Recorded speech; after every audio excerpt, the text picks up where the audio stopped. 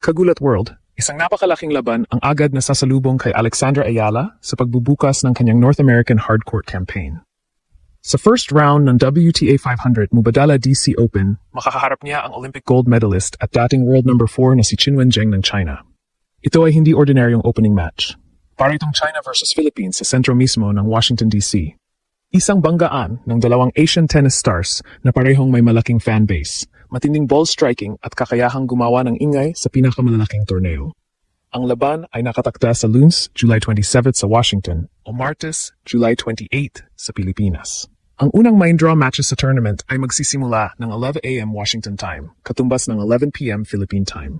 Ngunit habang ginagawa ang update na ito, hindi pa inilalabas ang eksaktong court assignment at specific start time ng Ayala. Kaya ang ligtas na abangan ay mula 11 p.m. PHT pataas, subject pa rin sa official order of play at sa haba ng mga naunang laban. Malaking pangalan si Zheng, Olympic champion, Australian Open finalist, dating WTA finals finalist, at may career-high ranking na world number 4. Ngunit ang kasalukuyang version niya ay hindi invincible. Galing siya sa mahaba at komplikadong elbow injury recovery at kasalukuyang nasa labas ng top 100. Samantala, si Alex ay nagmula sa napakalakas na grass court run at kinilala ng WTA bilang star of the swing. Ito ang pagkakataon ni Alex na patunayan. Hindi lang siya popular, kaya niyang pabagsakin ang isa sa pinakamalalaking pangalan ng Chinese tennis. Talagang walang warm-up draw para kay Alex sa Washington. Sa halip na magkaroon ng mas magaan na first-round opponent upang unti-unting makapag-adjust mula grass patungong outdoor hardcourt, agad siyang inilagay laban sa isa sa pinakakilalang Asian players ng kasalukuyang henerasyon, si Qinwen Zheng. Opisyal na nakalista sa women's singles draw ang matchup na Alex versus wildcard Qinwen Zheng. Ang mananalo rito ay lalapit sa posibleng second-round encounter laban sa second seed na si Elina Svitolina, bagamat kailangan munang tapusin ang opening assignment bago pag-usapan ang susunod na round. At dito makikita kung gaano kabigat ang bahagi ng draw ni Alex. Hindi lamang siya tumapat sa isang dating top 10 player. Ang nasa kabilang side ng net ay isang atleta na may Olympic gold medal, 5 WTA singles titles, Australian Open final appearance at WTA Finals Championship match experience. Umabot si Zheng sa career-high world number 4 matapos ang breakout 2024 season kung saan naging isa siya sa pinakamapanganib na power players sa women's tour. Pero mahalagang linawin, ang pangalan ni Zheng ay kasalukuyang mas mataas kaysa sa kanyang ranking at recent consistency. Dumaan ang Chinese star sa seryosong right elbow problem na nauwi sa operasyon. Limitado ang kanyang mga laro, naputol ang momentum at kinailangan niyang muling buuin ang kanyang confidence at match fitness. Hindi siya nakalaro sa 2026 Australian Open dahil hindi pa kumpleto ang kanyang recovery. Nang makabalik siya, inamin niyang mahirap ang pinagdaanan niyang rehabilitation at ang paghintay bago muling makipagkompetensya.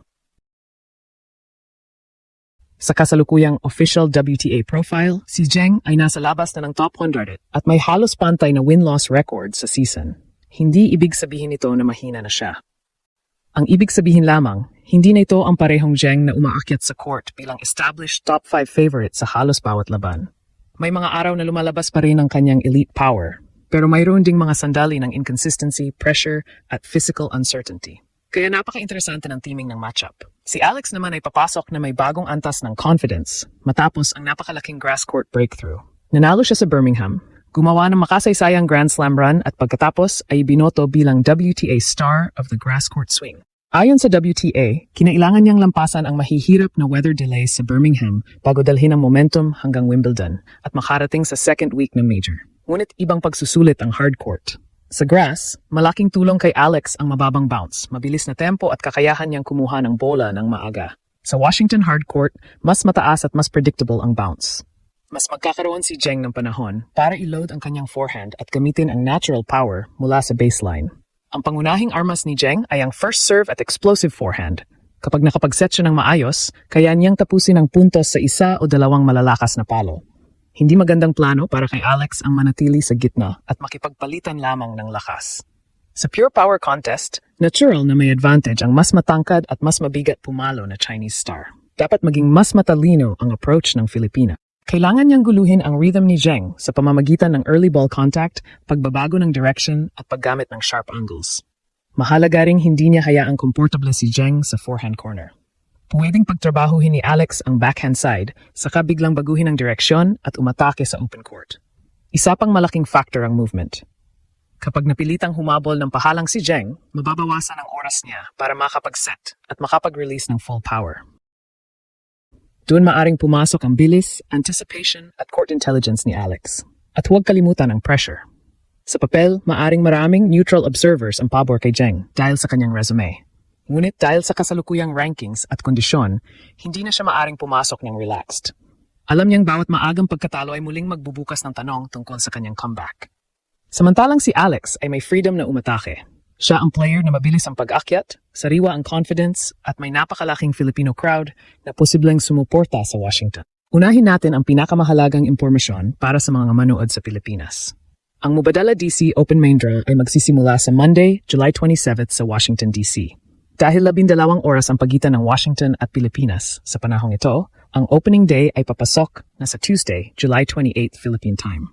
Ayon sa official tournament event schedule, ang unang main draw match ay nakaset sa 11 a.m. local time, katumbas ng 11 p.m. sa Pilipinas.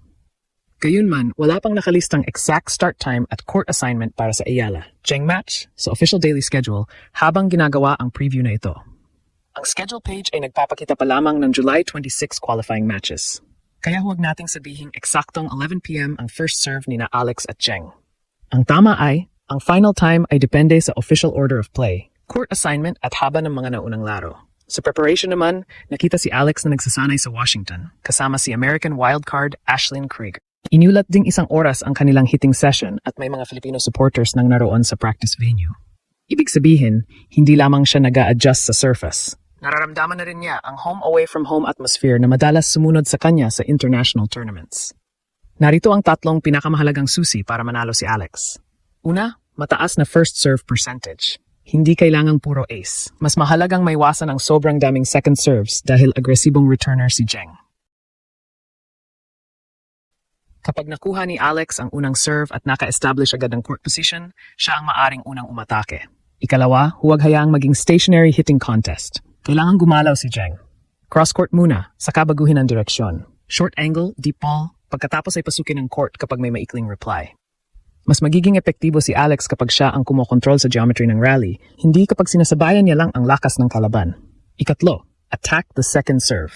Dahil galing sa injury interruptions at hindi paluyang nakabalik sa dating dominance, maaring magkaroon si Zheng ng pressure moments sa service games. Kapag naging passive si Alex sa second serve return, bibigyan niya ng libreng pagkataon ang Chinese star na maunang bumira. Kailangang lumapit, kumuha ng maaga at ipadama agad na bawat mahinang second serve ay may kapalit. Para naman kay Zheng, simple ang formula. Short points, heavy first serves at forehand control. Ayaw niyang mauwi ito sa mahahabang physical exchanges, kung saan susubukin ang movement, patience at consistency niya.